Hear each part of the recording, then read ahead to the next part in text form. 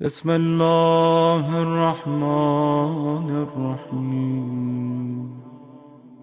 کل مولا پوچھیں گے کہ اتنے بڑا مجمع کو تو نے خطاب کیا میری بارگاہ میں، میرے پیغام کو کیا پہنچایا؟ اگر میں سیرت علی پہ نہیں چلتا تو دن میں کیسا شیعہ ہوں؟ میں پورے یوتھ کو، ہزاروں آدمی کو جگہ پورے کے اس امام بارگاہ میں بول رہا ہوں، یاد رکھو علی اصول کے معاملے میں بڑے سخت ہیں، یہ یاد رکھنا۔ میرا مولا اصول کے معاملے میں بڑا سخت ہے، یہاں آ کر اگر کسی کی واجبات چھوٹ رہی، میں اس سے زیادہ نہیں بولتا، تو مولا کو خوش نہیں کر رہے، مولا کو ناراض کر رہے۔ واجبات کو چھوڑنا نہیں ہے۔ تم اس علی کے چاہنے والے ہو کہ جنگ صفین میں جنگ تیز ہو رہی تھی، اس وقت میرے مولا نے کہا کہ مجھے نماز پڑھنا ہے، تو لوگوں نے کہا مولا نماز کی جنگ اتنی تیز اور نماز؟ مولا نے کہا اسی نماز کے لیے تو لڑ رہا۔ علی نے بتا دیا کہ میرا شیعہ بے نمازی نہیں ہوگا۔ اگر میرے آج کی اس تقریر کے بعد پورے ہزاروں میں کوئی ایک لڑکا یا لڑکی بھی نماز شروع کر دے تو آج میری مجلس کامیاب ہوگی۔ سجدہ کرو اس لیے کہ تمہارا غرور ٹوٹے گا، سجدے سے غرور ٹوٹتا۔ میرے مولا کی میں نے ابھی ایک جملہ بولا کہ علی کو متقین کا امام، متقین انہیں تقوی والا۔ دوستو امام علی کو شیعہ کیسا چاہیے؟ آٹھویں امام سے پوچھو۔ میرا مولا بولتا میرے جد کے شیعہ کیسے ہوتے؟ اطاعت گزار، اوبیڈینٹ۔ ایک ورڈ ہے اوبیڈینٹ، اتنا سا۔ پورا اسلام اس کے اندر ہے، پورا اسلام اس کے اندر ہے۔ اگر اطاعت نہیں ہے تو کچھ نہیں۔ امام علی کو اہل غرہ شیعہ نہیں چاہیے، امام علی کو اطاعت کرنے والا شیعہ چاہیے۔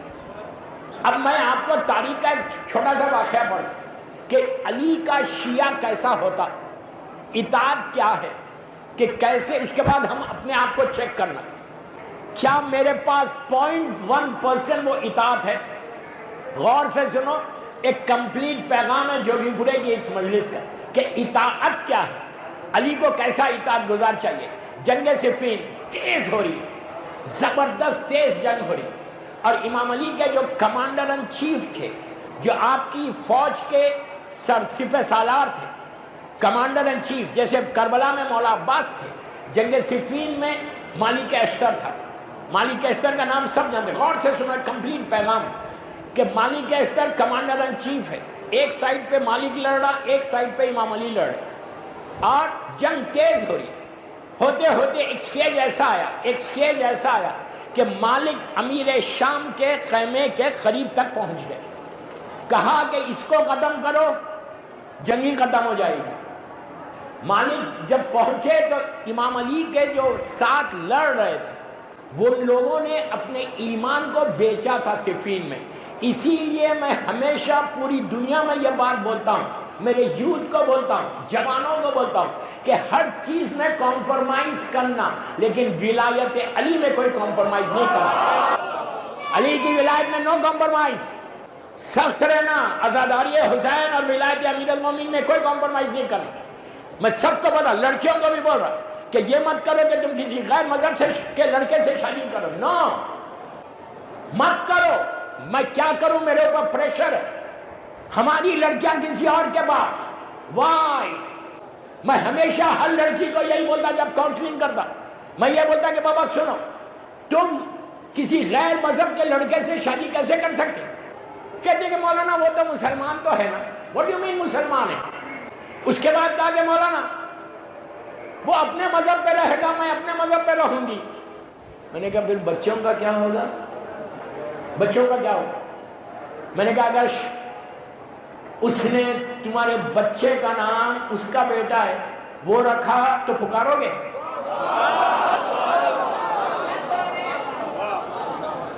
وہ نام کا بچہ تمہاری آغوش میں پلے گا، 24 گھنٹے تم وہ نام لو گے جو نام ہم لے ہی نہیں سکتے زبان پر، زبان نجس ہو جائے وہ نام لینے سے۔ اگر لڑکی ہو وہ نام رکھو گی جو مادر حسین کی قاتلہ ہے، خاموش ہوگی۔ یہ بامبے کا واقعہ نہیں ہے، لندن کا واقعہ ہے۔ میں نے کہا شیم on you, shame on you, تھوڑی دیر کے پلیزر کے لیے تم اپنے مذہب کو بیچ رہے.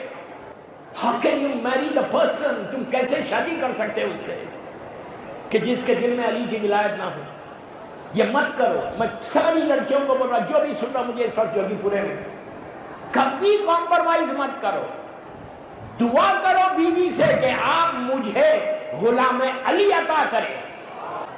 اور لڑکا یہ بولے کہ مولا مجھے کنیز عطا کرے آپ کی. لڑکی یہ بولے کہ مجھے آپ کا غلام چاہیے. یہ دعا مت کرو کہ بڑا ہینڈسم چاہیے، بڑے بال چاہیے، کلین شیو چاہیے. یہ دعا مت کرو. یہ دعا کرو کہ علی والا چاہیے.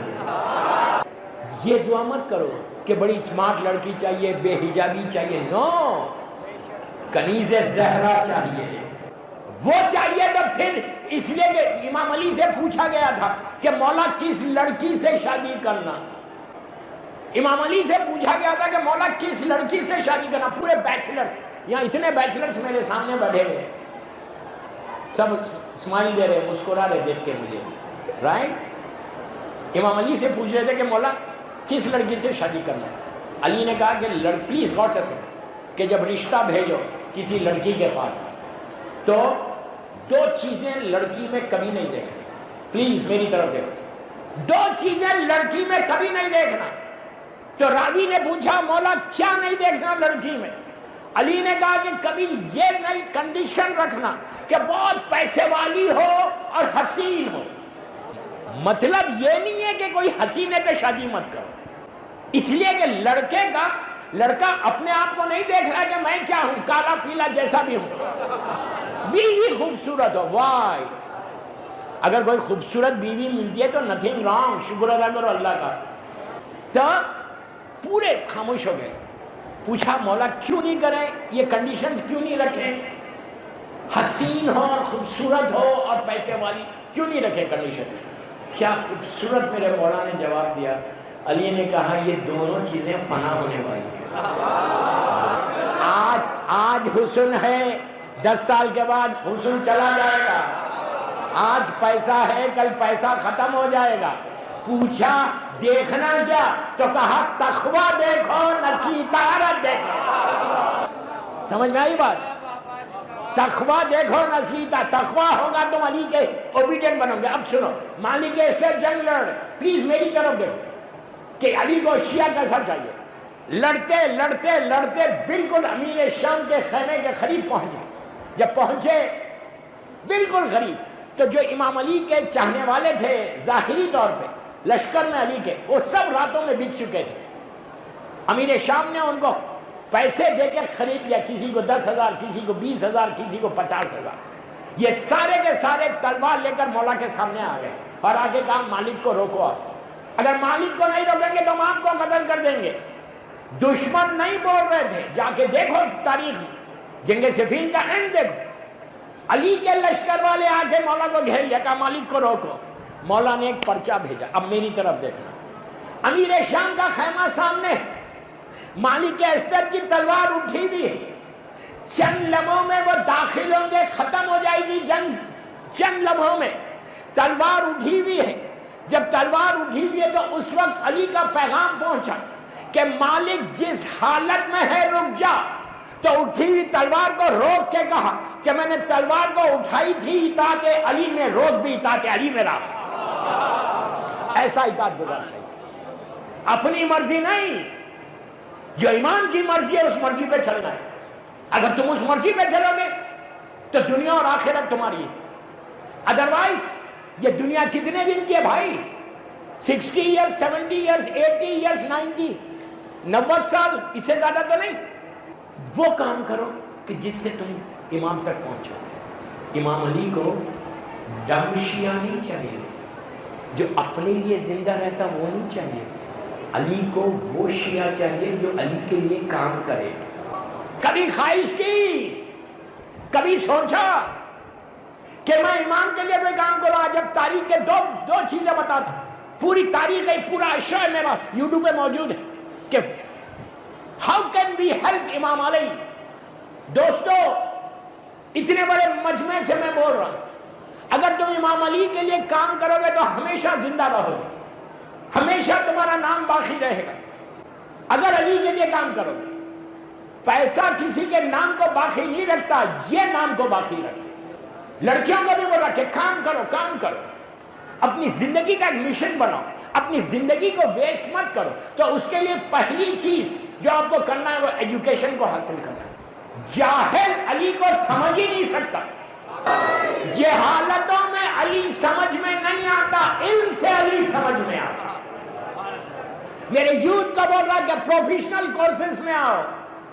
جب تک تم پروفیشنل کورسز میں، آج کل بی ایس کر کے گھروں میں نہیں بیٹھنا، لڑکیوں کو بھی پڑھنا چاہیے، اچھا پڑھنا چاہیے، اچھا ایجوکیشن لینا چاہیے۔ کیوں؟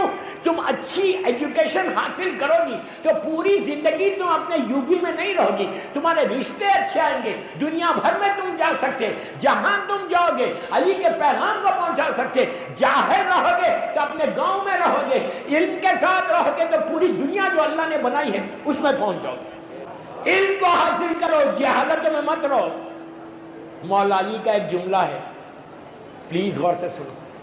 علی کہتے ہیں کہ اگر علم کو حاصل کرنا ہے اور وہ علم کسی منافق کے پاس چلا جائے تو تم جاؤ اور لے لو، اس لیے کہ یہ تمہاری کھوئی ہوئی میراث ہے جو چلی گئی۔ ویری کلیئر میسج فرام امام علی۔ امام علی بول رہے کہ جہالت میرے پاس نہ ہے، اگر کوئی جاہل ہے، علم کے ساتھ آؤ تو علی کے راستے کھلتے ہیں، تمہارے حالات بدلتے۔ دوستو کب تک اس طرح کی ہم زندگی گزاریں؟ تم ایسے زندگی گزارو، تم کام کرو گے، تم امام علی کے لیے کام کرو گے تو ہمیشہ زندہ رہو گے۔ اب میں آپ کو ایک چیز بتاتا، نجف اشرف، اللہ ہم کو زیارت نصیب کرے۔ جو گئے ہوئے ہیں وہ جانتے ہیں کہ جب نجف اشرف میں آپ انٹر ہوتے، مولا کی وہ سونے کی گنبد ہے، گولڈن ٹوم، اور مولا کا صحن ہے۔ صرف دو میناریں، ایک رائٹ سائڈ پہ مینار ہے، ایک لیفٹ سائڈ پہ مینار ہے۔ مولا کے روضے میں ایک سونے کی گنبد، گولڈن ٹوم، ایک رائٹ سائڈ پہ مینار ہے، ایک لیفٹ سائڈ پہ مینار ہے۔ آپ کو معلوم ہے یہ مینارے کے نیچے کون، کس کی لحد ہے؟ دو جو مینار ہے نا مولا کے روضے میں، کتنی دور ہے مولا کی ذریعے سے؟ مثال کے طور پہ یہاں امام علی کے ذریعے، یہ سامنے 10-12 قدم کے اوپر۔ یہ امام علی کے زمانے کا شیعہ نہیں ہے، امام علی کی شہادت کے 600 برس کے بعد پیدا ہوا، 600 ایئرس کے بعد۔ آپ سوچ سکتے 600 سال تک علی نے اس جگہ کو روک کے رکھا تھا۔ جب تک مرضی امام نہ ہو کوئی دفن بھی نہیں ہو سکتا۔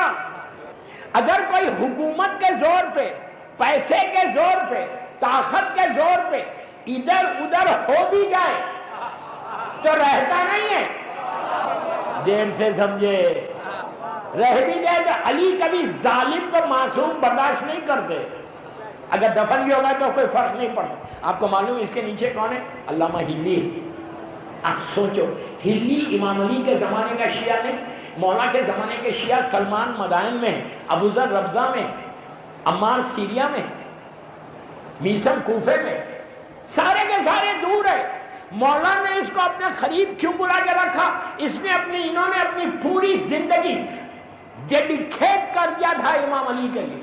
آج ایران کی پوری شیعت ان کی وجہ سے۔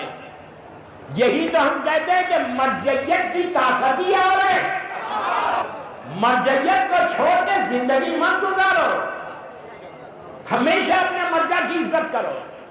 مرجع کی عزت، اسے کہ مرجع ہماری عزت ہے۔ اب میں اس پہ نہیں بولتا زیادہ۔ دوسرے مینارے کے نیچے کون ہے؟ 1000 سال امام علی کی شہادت کے 1000 سال کے بعد پیدا ہوئے مقدس اردبیلی ہے۔ آپ سوچو امام نے ان کو کیا جگہ دی۔ اب میں ایک بات یہاں بولتا، غور سے سنو۔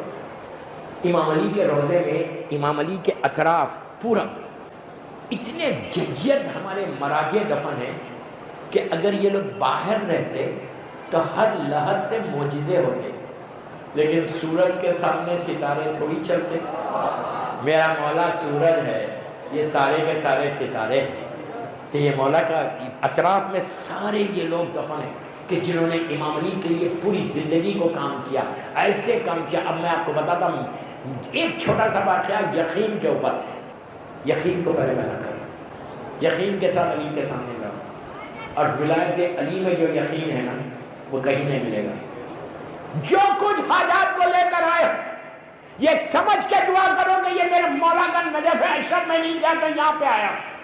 اور جا کے بولو مولا کو کہ مولا میں آپ کی کنیز ہوں، میں آپ کا غلام. I'm here مولا. یقین کو پیدا کر کے جا کے علی سے مانگو، پھر دیکھو دیتے کیا ہے. میں سارے یوتھ کو بول رہا، بڑوں کو نہیں بول رہا. مجلس کے بعد تم جب سونے جاؤ اپنے اپنے بستروں پہ، اس سے پہلے میں تم سے 15 منٹ مانگ رہا سارے مجمع سے. 15 منٹس امام علی کے نام پہ دینا آج کی رات. جو میں دے رہا آپ کو یہ کر کے دیکھو، اس کے بعد دیکھو کہ مولا تم کو دیتا کیا ہے. ہو سکتا ہے تم مانگو اور تمہاری دعا پوری ہو جائے. امام علی کی جو سب سے فیوریٹ نماز تھی شب نماز. 3 رکعت نماز پڑھو. آج ہوم ورک دے کے جا رہا ہوں. نماز کے معاملے میں سر جھکا لیا آپ نے. میں آپ کے فائدے کی بات کر رہا ہوں. جب آئے ہو تو علی کو کچھ تو دو. کچھ نہیں دو گے، صرف لینے آئے ہو. مولا کو دیا کیا آپ نے اب تک؟ کچھ بھی نہیں دیا نا. نماز شب پڑھو 3 رکعت بس. 3 رکعت نماز پڑھو جا کے اور پڑھ کے بولو مولا یہ مولا حسین کے لڑکیوں کی اگر رشتہ نہیں ہے تو بہترین نماز ہے. رزق کا کسی کو پرابلم ہے تو یہ بہترین نماز ہے. اگر اولاد نہیں ہو رہی تو یہ بہترین نماز ہے. ہسبینڈ اینڈ وائف میں اگر پرابلم ہے تو یہ بہترین نماز ہے. تمہارے رشتوں میں محبت پیدا ہو جاتی اور اولاد ہوتی. اس لیے کہ نماز شب میں امام علی نے مولا عباس کو مانگا تھا اور حسین نے سکینہ کو نماز شب میں مانگا تھا. لڑکا بھی چاہتے تو نماز شب پڑھو، لڑکی بھی چاہتے تو نماز شب پڑھو. آپ کائنات کا مشکل کشا ہے. میری اتنی بڑی لسٹ ہے، میرے یہ پرابلمس ہے، اس کو آپ سالو کریں. علی نہیں کریں گے تو کون سالو کرے گا؟ یہ کرو. اور آج امام علی کو تحفہ دینا، آج اور کل دونوں دن. میں بڑی زیارت نہیں دے رہا. اگر عاشورہ پڑھو گے تو نتھنگ لائک دیٹ. اگر کم از کم وارثہ آپ یہ پڑھو، اس لیے کہ دوستو سلام واجب نہیں ہے، جواب سلام واجب ہے. یاد رکھو جب تم کہتے ہو السلام علیکہ یا ابا عبداللہ، حسین کربلا سے تم کو جواب دیتا ہے. مجلس کے بعد اندر جانا، 3 رکعت شب نماز پڑھ لو اور زیارت وارثہ 5 منٹ کی ہے. پڑھ کے دیکھو کہ تمہاری زیارت کی قبولیت کیسے ہوتی. تم دیکھو کہ جو تمہاری دعائیں تم لے کر آئے ہو وہ کھلتے کیسا ہیں. اس لیے کہ اگر میں امام علی کو کوئی تحفہ نہ دوں تو پھر میں دے رہا کیا؟ یا آپ خود بولو کہ جب آپ کسی بڑے کے پاس جاتے ہو تو کوئی نہ کوئی تحفہ لے کے جاتے. غریب کوئی مٹھائی لے کے جاتا، کوئی نہ کوئی تحفہ. ہم علی کے پاس کیا تحفہ لے کر آئے؟ ہم غریب، ہم فقیروں کے فقیر ہیں، وہ امیروں کا امیر ہے. تم جا کر اتنا بولو کہ مولا میں کچھ نہیں دے سکتا، آپ کو صرف زیارت وارثہ اور نماز شب کا تحفہ دے رہا. تم یقین کرو میری بات پہ، منبر سے بول رہا، ہزاروں کے مجمع میں بول رہا. یہ کر کے دیکھو کہ علی تم کو عطا کیا کرتا ہے. صلوات پڑھے محمد والے.